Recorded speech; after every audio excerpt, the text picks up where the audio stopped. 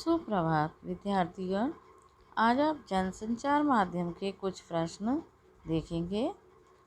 जैसे है जैसे प्रश्न है, समाचार लेखन के कितने अंग होते हैं? तो बच्चों, समाचार लेखन के 3 अंग होते हैं।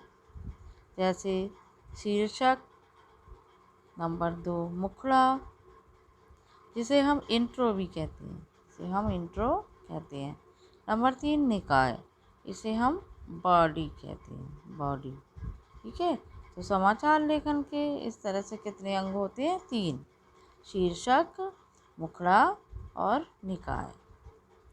अगला प्रश्न है, समाचार के मुखड़े में कौन कौन सी सूचनाएं आती हैं?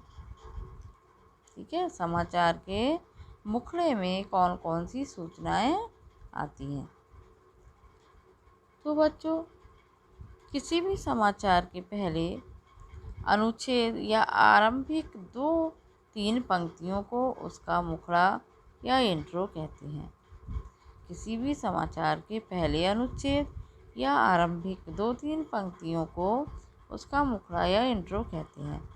इसके अंतर्गत सामान्यतया क्या, कब, कहाँ और कौन की सूचनाएं आती हैं कि क्या हुआ, कब हुआ, कहाँ हुआ और कौन, है ना, की सूचनाएं आती हैं।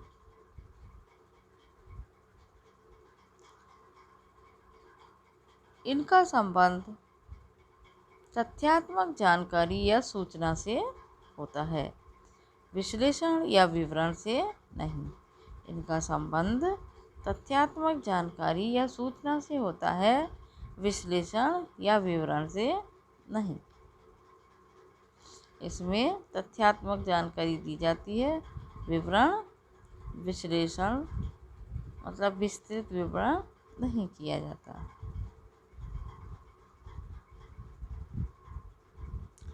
अगला प्रश्न है, समाचार पत्र या मुद्रण माध्यमों की विशिष्टता क्या है?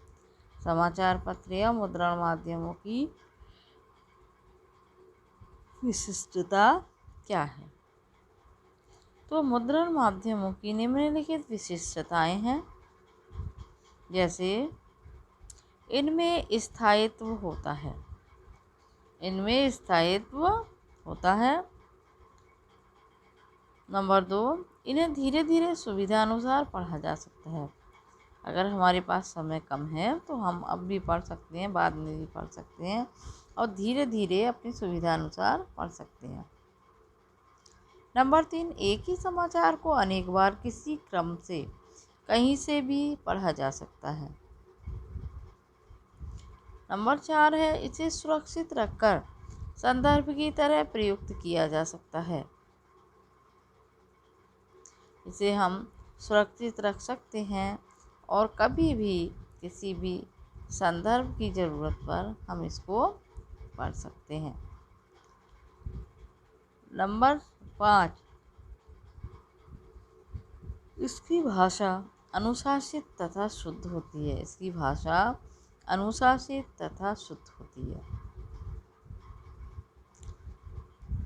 इसमें गूढ़ गंभीर विचार या विषय का भी समावेश हो सकता है।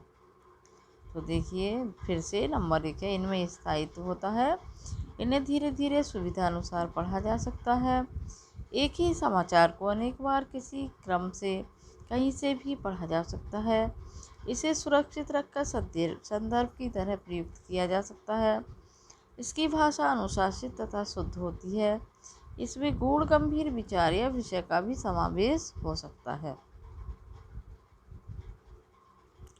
अगला प्रश्न है, समाचार पत्र या मुद्रण माध्यमों की कमजोरी क्या है? समाचार पत्र या मुद्रण माध्यमों की कमजोरी क्या है? तो उत्तर है, समाचार पत्र या मुद्रण माध्यम पठन पाठन से संबंधित होते हैं, निरक्षर लोगों के लिए यह बेकार का माध्यम है। जो लोग पढ़े लिखे नहीं होते वो समाचार पत्र को नहीं पढ़ सकते, उनके लिए यह बेकार का माध्यम है। अगला प्रश्न है, समाचार पत्र में छपे समाचार की डेडलाइन क्या होती है? समाचार पत्र में छपे समाचार की डेडलाइन क्या होती है? कोई भी समाचार पत्र जिस अवधि के बाद छपता है वह अवधि ही किसी समाचार पत्र के लिए डेडलाइन होती है। कोई भी समाचार पत्र जिस अवधि के बाद छपता है वह अवधि ही किसी समाचार के लिए डेडलाइन होती है। रेडियो के द्वारा प्रसारित समाचार किन माध्यमों से हम तक पहुंचता है? रेडियो के द्वारा प्रसारित समाचार किन माध्यमों से हम तक पहुंचता है? शब्द और आवाज़ के माध्यम से। शब्द और आवाज़ के माध्यम से रेडियो द्वारा प्रसारित समाचार हम तक पहुंचता है।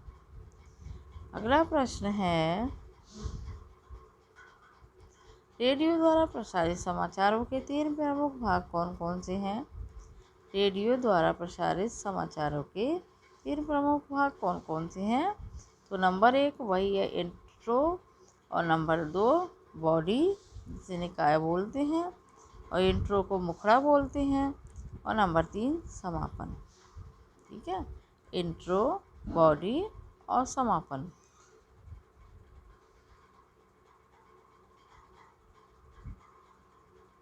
तो बच्चों आप इसको सुनेंगे, बार बार सुनेंगे और फिर अपनी कॉपी में लिखेंगे। धन्यवाद।